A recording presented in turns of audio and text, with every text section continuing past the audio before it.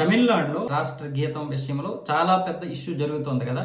విజయ్ ప్రమాణ స్వీకారంలో గానీ లేకపోతే మంత్రుల ప్రమాణ స్వీకారంలో కావచ్చు, అలాగే గవర్నర్ ముఖ్య అతిథిగా హాజరైనటువంటి కార్యక్రమంలో కావచ్చు, రాష్ట్ర గీతాన్ని 3వ స్థానానికి పడేస్తున్నారు అని చెప్పి అక్కడ ప్రతిపక్షాలు తీవ్రంగా విమర్శిస్తున్నాయి. అది అంతా బాగానే జరుగుతోంది, కానీ ఇప్పుడు ఈ విషయంలో మాత్రం తమిళ ప్రజలు మొదటి నుంచి కూడా ఒక రాజకీయ దురుద్దేశం కావచ్చు, లేకపోతే ప్రాంతీయ భేదం కావచ్చు సృష్టిస్తున్నారు. కానీ ఇక్కడ ఈ రెండింటికి అవసరం లేదు.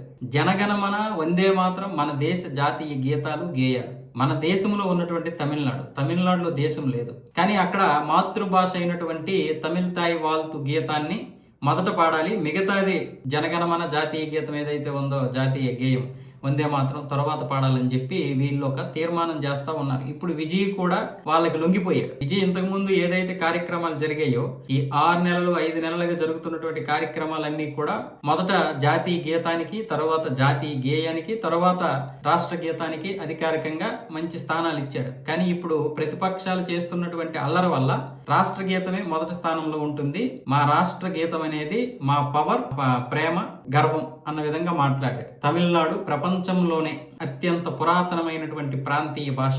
తమిళకి ఎక్కడా కూడా ఇది లేదు, పోటీ లేదు, సాటి లేదు. గొప్ప భాష, చారిత్రక భాష, సాంస్కృతిక భాష అని చెప్పి ఆయన కూడా మాట్లాడుతున్నాడు. మరి ఇప్పుడు వాస్తవంగా చెప్పాలంటే తమిళనాడులో భారతదేశం ఉందో, భారతదేశంలో తమిళనాడు ఉందో అర్థం కావడం లేదు. మొత్తం మనకి ఎక్కడైతే మిగతా రాష్ట్రాల్లో, తెలుగు రాష్ట్రాలతో పాటు ఏ రాష్ట్రంలో కూడా జాతీయ గీతంతో ఎక్కడ ఎవరికి సమస్య లేదు.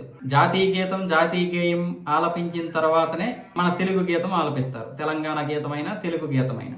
మరి ఇక్కడేంటో వీళ్ళకి అర్థం కాదు. మొత్తానికి వీళ్ళు అనుకున్నదే వీళ్ళు అంటే వేర్పాటువాద లక్షణాలు కలిగినటువంటి వారు అక్కడ ఉన్నటువంటి నాయకులు కావచ్చు, ప్రజలు కావచ్చు. మన సొంత రాష్ట్రానికి, మన సొంత భాషకి ఖచ్చితంగా విలువ ఇచ్చుకోవాలి.